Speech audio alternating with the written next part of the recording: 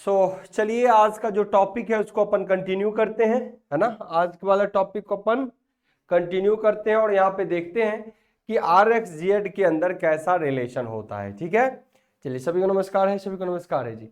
आइए are x Z, देखिए are आप लोग ऑलरेडी जान रहे हैं, रेजिस्टेंस को हमने डीसी सर्किट में बेसिक के अंदर पढ़ा ही है। एक्स रिएक्टेंस होता है, ये भी हमने इंडक्टर के अंदर देखा था। और जेड जो है वो टोटल होता है, यानी आर एक्स और जेड, है ना। जिस तरीके से आपका एक्टिव पावर, रिएक्टिव पावर और एपरेंट पावर, है ना। टोटल एस होता है जो एपरेंट पावर होता है, और एक्टिव पावर की अगर बात करें तो वो हमारा P है, और Q क्या है, रिएक्टिव पावर है। ठीक है, तो यहाँ आर एक्स जेड जो होता है यह एक राइट एंगल ट्रायंगल फॉर्म करता है। क्या? एक समकोण त्रिभुज बनाता है। एक क्या करता है? समकोण त्रिभुज, एक समकोण त्रिभुज को क्या करता है? बनाता है। क्या करता है? समकोण त्रिभुज को बनाता है। ठीक है, अब यहां पर देखिएगा, अब अगर अपन बात करेंगे आर एक्स जेड को लेके, तो समकोण त्रिभुज बनाता है। जैसे मैं बताऊं कि मान लो किसी परिपथ में आपको आर है और एक्स भी है, मान लो इंडक्टिव रिएक्टेंस है ना। तो इंडक्टिव रिएक्टेंस है, या फिर ऐसे सीधे सिंपल बताओ बनाओ, एक आर है और दूसरा बॉक्स क्या है, एक्स का है। अब मुझे नहीं पता कि इंडक्टिव है या कैपेसिटिव है, लेकिन कभी भी सर्किट में आर और एक्स हो तो ये टोटल जो बनाता है वो हमेशा क्या होता है? जेड होता है। टोटल क्या होता है? जेड होता है। हालांकि जब इसकी यूनिट दिखाई देखोगे, जैसे ये 3 ओम है ना, और ये 4 ओम खाली लिख दोगे तो 4 3 7 आप जोड़ दोगे सीधे, है कि नहीं। लेकिन J4 हमेशा लिखते हैं। जे ऑपरेटर आपने देखा होगा, जे ऑपरेटर, है ना। तो कभी भी ये देखो 4 3 7 नहीं होता। क्यों? क्योंकि ये राइट एंगल ट्रायंगल को फॉलो करता है। यहां पर अगर कभी भी Z बराबर लिख दोगे, Z बराबर आप लिख दोगे 3 + 4 बराबर 7 ओम, तो ये आपका गलत। क्यों गलत है, हम इस पर चर्चा करेंगे। यह नॉर्मल स्केलर नहीं है, वेक्टर सम को फॉलो करता है। इसका मतलब है अगर सर्किट में ऐसा आया तो ये सीधे दोनों ही एक ही दिशा में नहीं होता। जैसे आर इसी दिशा में होता है ना, इस दिशा में, और एक्स भी इसी दिशा में होता, तब तो जुड़ जाता। लेकिन ये सेम दिशा में नहीं होता। तो किस दिशा में होता है, अब इसको देखिए। जैसे कि सर्किट में रेजिस्टेंस ये है ना, किसी परिपथ में ये रेजिस्टेंस है, तो उसका रिएक्टेंस जो है आपको अगर बात करोगे तो वो एक्स इंडक्टिव रिएक्टेंस इधर होता है, और कैपेसिटिव रिएक्टेंस जो होता है जस्ट इसका उल्टा एक्स सी उधर होता है। क्लियर? अब देखो सर्किट में जे जैसे लग गया J4, क्या लगा? J4, तो इसका मतलब ये हो गया कि इस परिपथ में 4J जो है ना आपका, वो इस डायरेक्शन में है, और जो 3R है वो आपको इस डायरेक्शन में है, 3 ओम, और 4J ओम जो है वो क्या है, इस डायरेक्शन में। तो दोनों दो दिशा में जाता है, तो कभी दोनों को एक साथ जोड़ सकते हो क्या? नहीं जोड़ सकते। जब आप आर एक्स जेड को देखोगे तो दोनों दो दिशा में जा रहा है, इसको कभी जोड़ा नहीं जा सकता, कभी जोड़ा नहीं जा सकता। तो जोड़ा नहीं जा सकता तो फिर क्या किया जा सकता है? बिल्कुल, जब जोड़ा नहीं जा सकता तो इसको एक चीज आप कर सकते हो। क्या कर सकते हो? इसका रिजल्टेंट निकलेगा। मान लो इसका यहां से यहां तक 4J है, तो इसको आगे बढ़ाइए इसके समानांतर में, इसको भी आगे बढ़ाइए इसके समानांतर में। जिस पॉइंट पे कट किया वही उसका रिजल्टेंट होता है। ये लो, तो क्या हुआ, ये हो गया 3 और ये इसके समांतर है, देखो इसके बराबर ये है, तो ये भी क्या हो जाएगा 4 ओम, है ना। इसकी दूरी क्या हो जाएगी 4 ओम। और जे ऑपरेटर होता है, ये जे एक्सिस है, ये 0 डिग्री एक्सिस है। अब देखो यहाँ पे, यहां से यहां तक की दूरी कितनी होगी 3 ओम, यहां से यहां तक की दूरी कितनी होगी 4 ओम। तो जब 3 4 हो तो Z जो निकलेगा वो ऐसे निकलेगा, क्या? ये निकलेगा। कभी भी दोनों जुड़ सकता है क्या? ये इस दिशा में है, इस दिशा में, तो कभी जुड़ेगा कि दोनों? नहीं जुड़ सकता, दोनों कभी नहीं जुड़ सकता। तो ऐसी स्थिति में जब भी आप निकालोगे तो इसी को बोलते हैं राइट एंगल ट्रायंगल। ये देखो राइट एंगल ट्रायंगल क्यों बोला जाता है? ये यहां से यहां से यहां से एक ट्रायंगल का फॉर्मेशन किया, समकोण त्रिभुज बनाता। आर एक्स जेड रिश्ता कैसा बनाता है? एक समकोण त्रिभुज का। और ये डिग्री कितना होगा? 90 डिग्री का। अब बताओ, जैसे ABCD एंगल ट्रायंगल होता है, एक ट्रायंगल की बात करो, अगर ये है बेस, ये है परपेंडिकुलर और ये है हाइपोटेनियस, कैसे निकालते हो? अगर ये 90 डिग्री बनता है तो आप लिखते हो h बराबर अंडर रूट बी का स्क्वायर प्लस पी का स्क्वायर। यही ना गणित कहता है, यही ना गणित कहता है बालक आपको। हाँ सर, एकदम यही कहता है। तो बिल्कुल, अब देखिए z जब भी निकलता है तो ये अंडर रूट निकलेगा क्या? 3 का स्क्वायर प्लस 4 का स्क्वायर बराबर 5 होगा। अगर इधर 3 चलेंगे, इधर 4 दूरी चलेंगे, तो यहां से यहां का दूरी श्योर क्या होगा? 5 होगा। जैसे एक सिंपल सी बात समझो, यहां से यहां आप 3 किलोमीटर चलो और यहां से यहां आप 4 किलोमीटर चलो, तो कोई कहेगा यहां से यहां की दूरी कितनी होगी, तो आप नापोगे ना, तो 5 किलोमीटर ही निकलेगा। कितना निकलेगा? 5 किलोमीटर। तो इसको निकालने का यही प्रोसेस है, यही बी इधर पी इधर, तो है एच ऐसे निकल जाता है आपका। इसी को बोलते हैं राइट एंगल ट्रायंगल या समकोण त्रिभुज को फॉलो करता है। क्या कहता है? समकोण त्रिभुज को फॉलो करता है। क्या करता है? समकोण त्रिभुज को फॉलो करता है। क्लियर रहेगा सभी बालक को? क्लियर रहेगा? ठीक है ना? तो यही बात हो गई, ये चीजें वही है ना? तो आर एक्स जेड का रिलेशन कभी भी इस तरीके से नहीं होता। तो हम इसको एक बॉक्स में ऐसे कर दे रहे हैं, है ना? एक बॉक्स में ऐसे कर दे रहे हैं। ये कभी भी इस तरीके से नहीं होता। ठीक है? तो कैसा होता है? जब भी जेड निकलेगा तो जेड जो होगा अंडर रूट आर का स्क्वायर प्लस एक्स का स्क्वायर। क्या होगा? इसका स्क्वायर। तो कभी भी अब यहाँ पर अगर वैल्यू निकालना होगा तो z बराबर आप क्या निकालोगे? अंडर रूट 3 का स्क्वायर प्लस 4j। अब j है तो j को इसके अंदर नहीं डालेंगे, j का स्क्वायर नहीं डालेंगे, इसको सिर्फ j है, y एक्सिस को दिखाता है, अपन ये जानते हैं, ये y एक्सिस पे दिखा गया, तो 4 वहां का ले लेंगे। तो 4 का स्क्वायर तो क्या होगा? अंडर रूट 25 और इसका मान क्या हो गया बालक? 5 ओम। तो z का मान सही उत्तर क्या होगा? 5 ओम। क्लियर? तो आर एक्स जेड जो है एक राइट एंगल ट्रायंगल को फॉलो करता है। ये कभी भी ऐसा नहीं है कि ऐसे जुड़ जाएगा 4 3 7, नहीं जुड़ेगा कभी भी। इस प्रकार से यह नहीं जोड़ता है। किसी भी बालक को कोई भी समस्या है तो एक बार कमेंट करिए। किसी भी बालक को कोई भी समस्या है तो कमेंट करिए। देखिए, इससे हर जगह का प्रश्न आपको दिखाई देगा, इससे हर जगह आपको प्रश्न दिखाई देगा। तो आपको अलर्ट रहने की जरूरत है, आपको अलर्ट रहने की जरूरत है। ठीक है? तो आर एक्स जेड में यही रिश्ता होता है। अब एक चीज देखो, थोड़ा सा अब थोड़ा सा चलते हैं। अगर कहीं पर आर होता और इंडक्टर होता तो कैसा लिखा जाता है? और कहीं आर होता और कैपेसिटर होता तो कैसा लिखा जाता? तो ध्यान रहे, हमेशा ये प्रतिरोध अगर R बराबर मान लो 3 ही ओम है और ये X है, इंडक्टर है, ये क्या इंडक्टर है, तो इसको एक्सल क्या बोलते हैं? इसको इंडक्टिव रिएक्टेंस। क्या बोलते हैं इसको? इंडक्टिव। इंडक्टर है तो इंडक्टिव रिएक्टेंस। ठीक है? तो यहाँ एक्सेल जो है, एक्सेल, इसको इंडक्टिव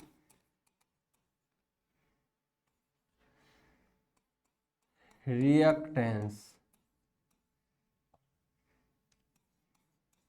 है ना? इसको क्या बोलते हैं? Inductive reactance. इसको क्या बोलते हैं? Inductive reactance. इसका जो फॉर्मूला होता है एक्सएल बराबर 2 पाई एफ एल होता है। क्या होता है?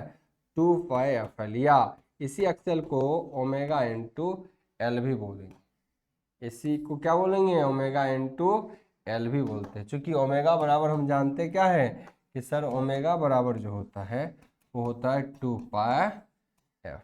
क्या होता है? 2 पाई एफ भी होता है। क्लियर रहेगा? क्लियर रहेगा? ठीक है? अब यहां पर मान लो वैल्यू क्या दिया है? 4j। 4 ही एग्जैक्ट मीनिंग है 4, लेकिन j का मतलब है वो ऊपर वाला एक्सिस में लाई कर रहा है। सिमिलरली यहाँ r का मान लो कितना है? 3 ओम दे दे, लेकिन ये xc क्या है? कैपेसिटर का रिएक्टेंस। जो क्या देखो, करंट का विरोध जो रेजिस्टेंस सीधा सीधा करता है, करंट का विरोध रेजिस्टेंस क्या करता है, सीधा सीधा करता है। लेकिन अगर कैपेसिटर को विरोध करना हो धारा का, तो सीधे कैपेसिटर विरोध नहीं करता, उसका कैपेसिटिव रिएक्टेंस विरोध करता है धारा का। क्लियर? यानी अगर आप कहीं पर धारा निकालोगे जैसे, तो ये जो यहाँ जो धारा जाएगा इसका विरोध सीधे प्रतिरोध करता है, लेकिन यहाँ पर विरोध कौन करेगा, कैपेसिटर विरोध नहीं करता, कैपेसिटर का कैपेसिटिव रिएक्टेंस विरोध करता है। कभी भी आईसी का मान निकालोगे तो आईसी में वोल्टेज जाने वाला, वोल्टेज अक्रॉस कैपेसिटर बटा उसका रिएक्टेंस, कभी ऐसा नहीं होता कि कैपेसिटर से भाग देंगे जैसे कि प्रतिरोध से देते हैं, ठीक है ना। आइए अब यहां पर हम बात करते हैं। तो बालक यहां पर देखोगे तो इसको भी वैल्यू जब निकालोगे तो 1 होता है 2πfc, क्या होता है 1/2fc। अब हालांकि उस पर चर्चा आगे करेंगे, लेकिन इसका वैल्यू जब भी देगा तो -4j ओम देगा, क्या -4j। इसका मतलब ये नीचे जाता है ग्राफ में, ये नीचे रहता है इसलिए -j होता है, और 4 मैग्नीट्यूड हो गया, 4 क्या हो गया, फाइनली मैग्नीट्यूड हो गया। तो अब एक चीज यहाँ पर देखिए XC, इसको बोलते हैं कैपेसिटिव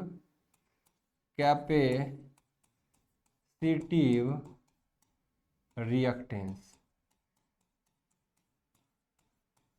इसी को क्या बोलते हैं, कैपेसिटिव रिएक्टेंस।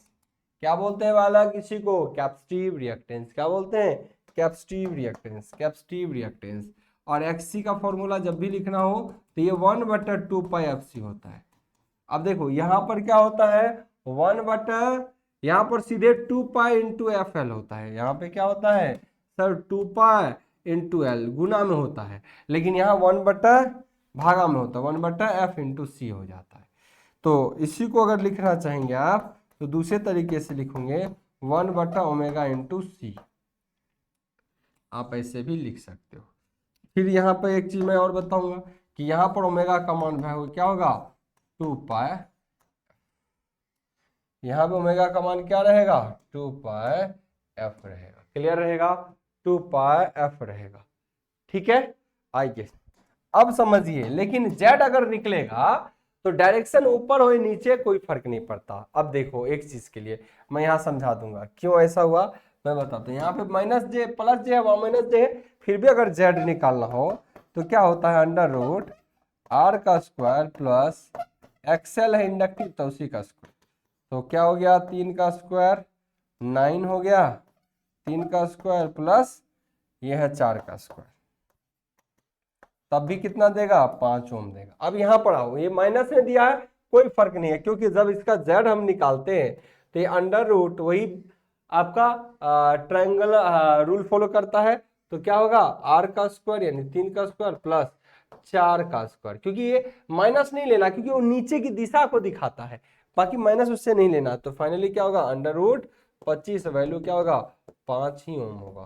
तो यहां से यहाँ कोई अगर जेड पूछता है, यहां से यहाँ कोई जेड पूछता है टोटल वैल्यू, तो वो भी क्या होगा 5, और यहां से यहाँ कोई आपको जेड पूछता है तो भी वैल्यू क्या होगा टोटल 5 ही होगा। कितना 5। आइए इसको चर्चा में लेता हूं मैं, क्या क्यों ऐसा हुआ, तो एक कर्व से मैं इसको दिखाता हूं।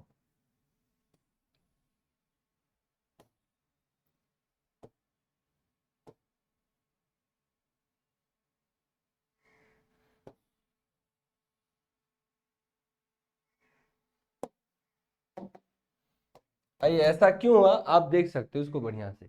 यहाँ देखो ये रहता है 1 है ना, लेकिन ये जो ऑपरेटर होता है जे ऑपरेटर, यानी ये 90 डिग्री को दिखाता है। यहाँ से जे का मतलब ही होता है एंगल 90 डिग्री, जे का मतलब एंगल 90 डिग्री, ठीक है। यहाँ का जो वैल्यू होता है वो जे का स्क्वायर, क्या होता है जे का स्क्वायर, जे का स्क्वायर मतलब 180 डिग्री, कितना होता है 180 डिग्री, ओके। अच्छा यहां पर आइएगा तो इसका मतलब क्या होता है -j, या इसी को JQ लिखा जाता है। ये जे ऑपरेटर कभी आपने पढ़ा होगा क्या, जे ऑपरेटर ITA में खासकर पढ़ा जाता है,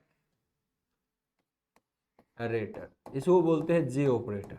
जे किधर किधर जा रहा था, जे ऑपरेटर इधर है तो 90 डिग्री, इधर आया तो यहां से यहां तक ये क्या हो गया जे का स्क्वायर हो गया, क्या हो गया जे का स्क्वायर। तो जे का स्क्वायर का मान जो होता है 180 डिग्री,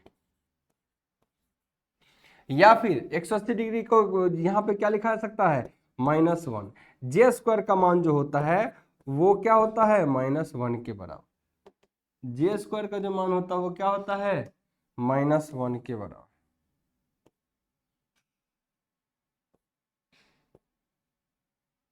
जे स्क्वायर का जो मान होता है वो क्या होता है -1 के बराबर, -1 के बराबर। क्लियर।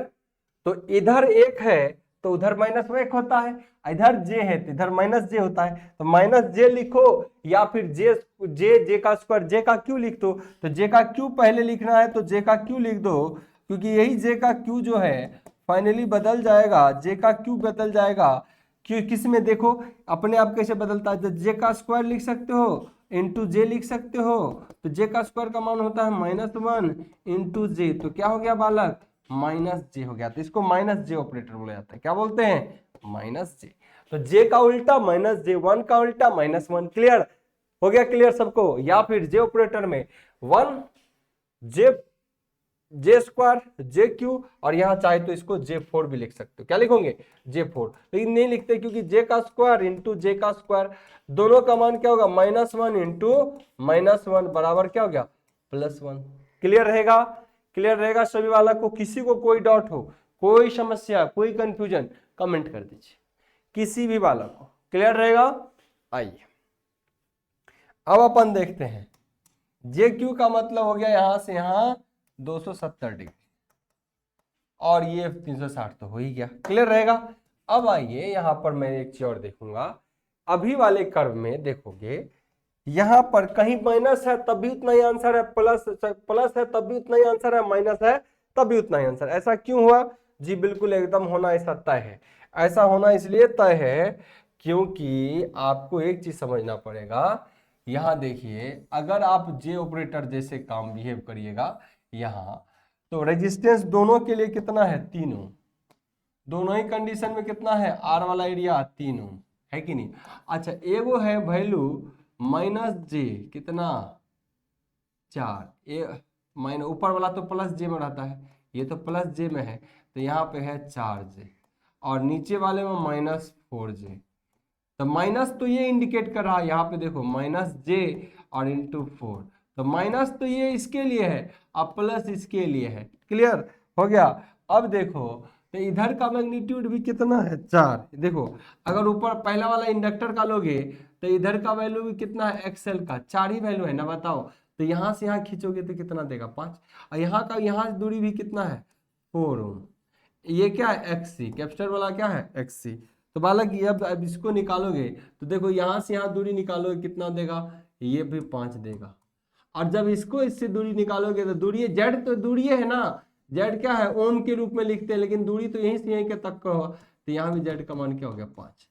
तो देखो माइनस और प्लस होने से क्या फर्क पड़ा, कोई नहीं। माइनस का मतलब बस ये हो गई नीचे वाला में जाएगा और प्लस वाला में ऊपर वाला, लेकिन मैग्नीट्यूड जब निकालते हैं तो बराबर, मैग्नीट्यूड निकालते हैं तो बराबर, तो प्लस में हो या माइनस सीधे स्क्वायर कर देना है, आपका आंसर निकल जाएगा।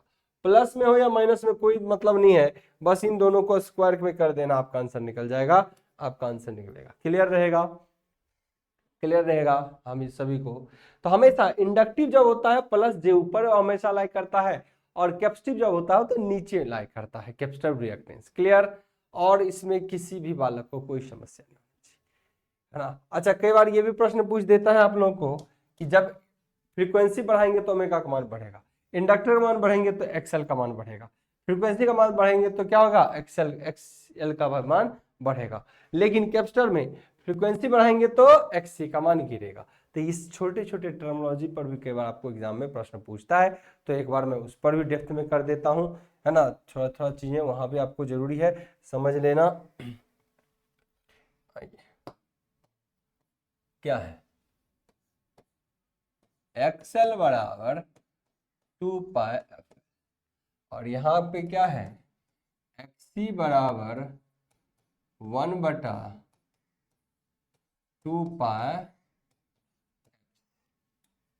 क्लियर। अब देखिए यहां अगर इंडक्टर का मान बढ़ाओगे तो ये बढ़ेगा, फ्रीक्वेंसी का मान बढ़ाओगे तो भी ये बढ़ेगा। क्लियर रहेगा। इसका मान बढ़ाओगे तो कलर चेंज कर देता हूं किसको बढ़ाने से क्या हुआ, और यहां देखिए कैपेसिटर का मान बढ़ेगा तो इसका मान घटेगा, या फ्रीक्वेंसी का मान आप बढ़ाओगे तो इसका मान घटेगा। ये उल्टा काम करता है, एक दूसरे का उल्टा चलता है। क्लियर रहेगा सभी बालक को, ये चीजें क्लियर होनी चाहिए। ठीक है, क्लियर रहेगा ये पॉइंट, है ना, कि कौन किसके बढ़ने से कौन घटता है ना, और कौन बढ़ता है। ठीक है, ये भी चीज आपको हमेशा दिमाग में होनी चाहिए। अच्छा, हमेशा अब एक चीज हमेशा देखना, एक्सएल एक्सी जहां भी रहेगा एक दूसरे का विरोध ही करेगा। एक्सएल एक्सी सर्किट में बालक जहां भी रहेगा एक दूसरे का हमेशा विरोध ही करेगा। कैसे विरोध करेगा, अभी मैं आपको दिखाता हूं।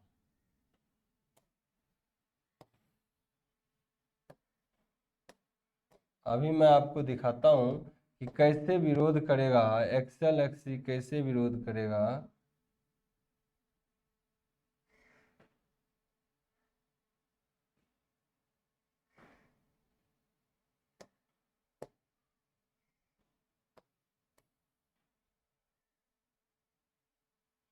आइए,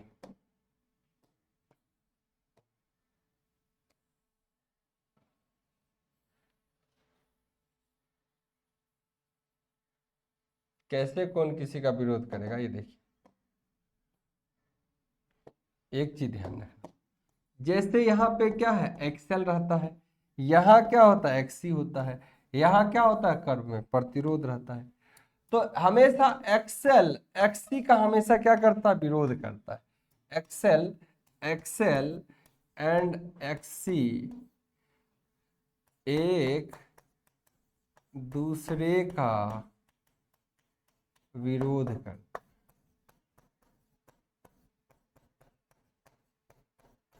हमेशा यही फंडा रहता है, क्या होता है, यही फंडा रहता है। जैसे कि अभी मैं आपको दिखाता हूं, अगर सर्किट में आपने एक्सएल देखा और इस बार मैं सी भी दिखा देता हूं, क्या दिखा देता हूं, सी एल और आर तीनों हमने ले लिया। क्या लिया, तीनों हमने यहां पर ले लिया। बालक देखना, अगर आप तीनों लोगे सर्किट में, तीनों ले लेते हो, तो ऐसी स्थिति में क्या होगा, सर जब आप तीनों लोगे, तीनों जब आप लोगे ना, तो पता है क्या होगा, आपको यहाँ रहेगा आर, यहाँ रहेगा इसका विरोध करने वाला एक्सएल और इसका विरोध करना एक्स।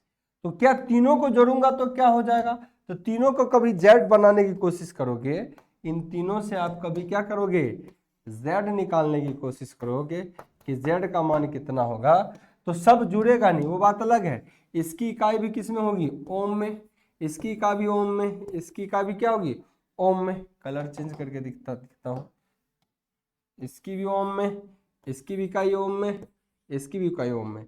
लेकिन कभी भी जेड अगर निकालना होगा, क्या निकालना होगा, जेड, तो हमेशा ध्यान रखना क्या होगा, आर प्लस इन दोनों में दोनों जे जे रहता है, तो J common into X L minus X C ऐसे रहता है। ये दोनों एक दूसरे को घटाएगा, कभी साथ जुड़ेगा नहीं। क्यों, क्योंकि दोनों विपरीत दिशा में होता है। ये देखो, ये 10 न्यूटन इधर बल लगा रहा है, ये भी 10 न्यूटन, तो रिजल्टेंट 0। ये 10 लगा रहा है, ये 5 लगा रहा है, तो इसका 15 नहीं होगा। तो 10 इधर जा रहा है, 5 नीचे जा रहा है, तो इसका 5 घटा के ऊपर 5 जाता रहेगा, तो रिजल्टेंट कितना बचेगा, 5। इस तरीके से समझना आपको। तो ये हमेशा एक दूसरे को क्या करता है, घटाता है, एक दूसरे को हमेशा घटाता है। तो कभी जेड भी निकालना होगा तो अंडर रूट क्या करेंगे, आर का square plus X L minus X C का स्क्वायर कर देना। क्या करना, एक्सएल माइनस एक्स सी का स्क्वायर, दोनों घट के ही स्क्वायर होगा, हमेशा घटेगा, कभी जुड़ेगा नहीं। तो अगर ये 10 है, यहाँ 5 है, तो दोनों 5 ही बचेगा, ये 10 में से 5 5, यहाँ 10 है, यहाँ 7 है, तो यहाँ 3 ही बचेगा रिजल्टेंट। कभी ये दोनों जुड़ के स्क्वायर नहीं होगा, ये हमेशा ध्यान रखना। तो आपको फाइनल जो है जेड बराबर यही निकलता है क्वेश्चन। जेड बराबर क्या होता है, हमेशा यही वैल्यू निकलता है। जेड बराबर हमेशा क्या है, यही वैल्यू बालक निकलेगा। क्लियर रहेगा, z बराबर हमेशा आपसे यही वैल्यू निकलेगा। अच्छा, अब ये देखना, अगर इसमें भी मान लो जो बड़ा है छोटा है, अगर ये भी फॉर्मूला लगाओगे तब भी चलेगा। मान लो ये 5 है, ये 10 है, तो 5 माइनस 10, तो माइनस बचा 5, तो -5 का स्क्वायर करेंगे तब भी तो प्लस से हो जाएगा। तो यही फॉर्मूला हमेशा यूज करोगे तब भी चलेगा। और या फिर बहुत बार कहता है कि अगर ये फॉर्मूला तभी यूज करिए, क्या कहता है,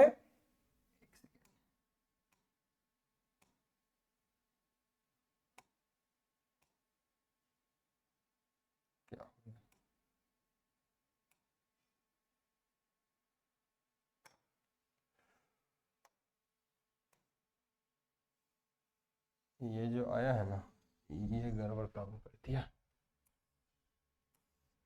हाँ,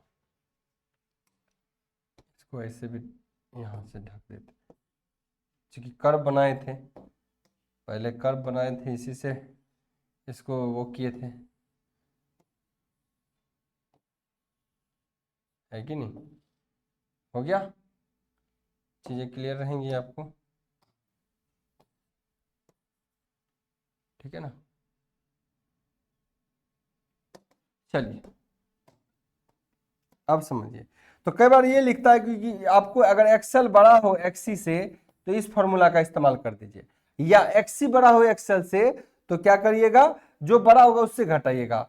अगर कभी ऐसा हो कि जेड निकालना होगा तो ऐसा भी लिख सकते हैं, आर का square plus XC minus XL. आप चाहे तो ऐसा भी फॉर्मूला बना सकते हैं, लेकिन वो एक भी याद रहेगा तो चलेगा, क्योंकि वो माइनस का स्क्वायर प्लस से होता है हमेशा। तो ये ऐसा कर सकते हैं किस केस में, अगर एक्सी बड़ा हो किससे, एक्सेल्स, ऐसा फॉर्मूला यूज कर सकते हैं। तो इस तरीके से चीजों को बड़ी आसानी से आप निकाल सकते हैं, कहीं कोई दिक्कत नहीं होगा। तो आर एक्स जेड में रिलेशन हमेशा ऐसा ही होता है, जैसे कि पावर में, एसी सर्किट में आर एक्स जेड का रिलेशन ऐसा ही होता है, आर एक्स और जेड का रिलेशन वैसा ही होता है जैसे कि एस पी और क्यूब में होता है, एक्स पी और क्यूब में होता है। आपने देखा होगा, हमने ऑलरेडी पहले भी डिजाइन किया था एक चीज, कि इसमें जब आप कभी ड्रॉ करोगे, ये इसमें जब कभी आप ड्रॉ करोगे, ये देखिए आर एक्स जेड में ये ऐसा ही रिश्ता रखेगा एक दूसरे से, ये दोनों एक दूसरे से ऐसा ही रिश्ता रखता है। मतलब आप ऐसा कह सकते हो कि ये अगर क्या है हमारा, ये चूंकि रियल एक्सिस आर है, आर रियल एक्सिस, ऊपर नीचे एक्स रहता है तो ये एक्स, और जेड हमेशा ये रहेगा। ऐसे ही पावर में भी आपका क्या होगा, एस टोटल पावर होता है ये, और पी क्या है, रियल पावर, और ये क्या है, रिएक्टिव पावर। तो कभी भी अगर एस निकालना हो या किसी को भी निकालना हो तो क्या करेंगे, अंडर रूट पी का स्क्वायर प्लस क्यू का स्क्वायर, जबकि ये भी इस एरिया में जे क्यू के रूप में चलता है और ये भी जे एक्स के रूप में चलता है। क्लियर रहेगा, ठीक है। अगर वैल्यू निकालना हो जेड का तो अंडर रूट आर का स्क्वायर प्लस एक्स का स्क्वायर, हमेशा ऐसा ही चलता है। राइट एंगल ट्रायंगल को ये भी फॉलो करता है, और ये भी क्या करता है, राइट एंगल ट्रायंगल को फॉलो करता है। Appearance power, active power, reactive power भी राइट एंगल ट्रायंगल को फॉलो करता है। तो इस तरीके से चीजों को आप हमेशा देख सकते हो, ठीक है। अच्छा, यहां से देखिए, यहां से भी आपको ये जो एंगल बनता है ना बालक, ये इसी को फेज एंगल फाई बोलते हैं। तो कभी भी कॉस फाई यहां से निकालते हो, जैसे कॉस फाई निकालोगे तो कॉस फाई क्या, कॉस थीटा पर क्या होता है, बी बटा एच। तो यहां से कॉस थीटा के लिए बोलोगे ना तो बी बटा एच, बेस क्या हो गया आर, एच क्या हो गया जेड, तो बी बटा एच फॉर्मूला होता है। ये क्या ट्रिगोनोमेट्री में पढ़े हैं तो आर बटा जेड, इसीलिए पावर फैक्टर जो होता है हम आर बटा जेड लिखते हैं। तो अब क्लियर हो गया, पहले फॉर्मूला हमने दिखाया था, आज देखो फॉर्मूला से निकल गया वैल्यू, कॉस थीटा बटा क्या होता है, आर बटे जेड। कभी निकालना है क्या, नहीं। आपको ट्रायंगल का फॉर्मूला पता है, कॉस फाई लगा दीजिए, आर बटे जेड में आर ये होता है, जेड ये होता है ना। ऐसे ही यहाँ भी इस दोनों के बीच बने एंगल को फेज एंगल फाई बोलते हैं। अब यहाँ भी power factor cos phi power के रूप में निकालना है तो क्या होता है, बी बटा एच, बी के जगह पे क्या है पी, और एच क्या है जगह पे क्या है एस। देखिए ये भी फॉर्मूला निकल गया कि नहीं, बोलिए निकला कि नहीं।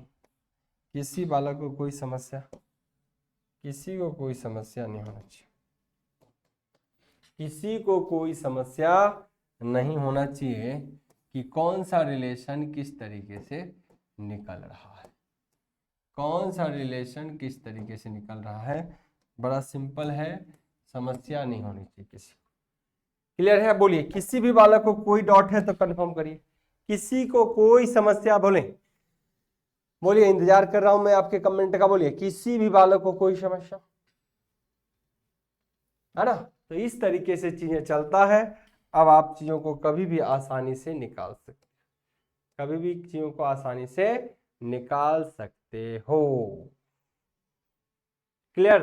तो कहीं कोई समस्या आपको नहीं होगा, किसी भी परिस्थिति में आप वैल्यू को बड़ी आसानी से कैलकुलेट कर पाओगे, कहीं कोई समस्या नहीं दिखाई देगा। चलिए, तो एक होमवर्क मैं दे देता हूं, आप लोग करेंगे। HW है आपके लिए होमवर्क, 2-4 प्रश्न मैं यहाँ पे दे देता हूं ताकि आप लोग प्रैक्टिस करेंगे। पहला प्रश्न आपको मैं देता हूं, एक सर्किट में R है और ये है, R का मान अगर ये 4 ओम है और XL का मान मान लो 10J है, तो आपसे इस परिपथ में पूछ रहा है Z का मान क्या होगा, इस लोड का पावर फैक्टर क्या होगा, ये 3 चीज आपसे पूछ रहा है। अगर एक किसी सर्किट में R है और कैपेसिटिव रिएक्टेंस है, ये मैंने लिया 4J और ये मैंने लिया 4 ओम, ये वैल्यू है R का, ये वैल्यू है XC का -4J। क्लियर? क्लियर रहेगा? तो आपसे यहां भी पूछा जाएगा Z का मान क्या है, फेज एंगल क्या है, पावर फैक्टर क्या है। देखो, पावर फैक्टर निकालने सब चीज सिखा दिए हैं। जब पावर फैक्टर निकाल लोगे, cos फाइव मान लो 10 निकला, तो फेज एंगल cos इनवर्स 10 कर सकते हैं कि नहीं? बड़ी आसानी से कर सकते हैं, ये भी निकाल। एक और प्रश्न दे रहा हूं, ये सब आपका होमवर्क है HW, ये दूसरा प्रश्न है। तीसरा प्रश्न एक और मैं दे रहा हूं, एक और प्रश्न है, ये आपका सर्किट है, इसी में हमने रेजिस्टेंस और इंडक्टर तीनों मिला दिया, तो आपको ये मैं दिया 12 -12J ओम, और ये दे रहा हूं आपको, है ना, 12, और ये दे रहा हूं आपको 2J ओम, है ना, और ये दे रहा हूं आपको 10 ओम। तो टोटल इस परिपथ का Z कितना होगा, आप लोग ये बताइए। इस तरीके से 3 प्रश्न है, तीनों प्रश्न आप लोग के लिए होमवर्क में रहेंगे, और होमवर्क में फिर आप लोग अपने ही कोर्स वर्क में, सेपरेट कोर्स वर्क में आप लोग इसका आंसर डालेंगे। ठीक है? तो ये 3 प्रश्न है कि कैसे किसने निकल कर। देखिए, पावर फैक्टर निकालना आसान है, cos थीटा लगाना है, cos फाइव लगाना है, और जब पावर फैक्टर निकल गया तो उसका इनवर्स फाइव कर देंगे, cos इनवर्स करके, तो निकल जाएगा। तो ये 3 प्रश्न है, तीनों प्रश्नों को आप लोग सॉल्व करें। उम्मीद करते हैं सभी प्रश्न एकदम क्रिस्टल क्लियर होंगे, क्वेश्चन थ्योरी की हर चीज प्रॉपर वे में आपने सीखा होगा, कहीं कोई समस्या आपको नहीं आएगी। ठीक है? चलिए, तो फिर आज के सेशन को यहीं पे होल्ड करते हैं, हम मिलते हैं आपसे अगले सेशन में। तब तक आप लोग को bye bye, take care, thank you. किसी वाले को कोई समस्या तो पूछ ले, ठीक है ना?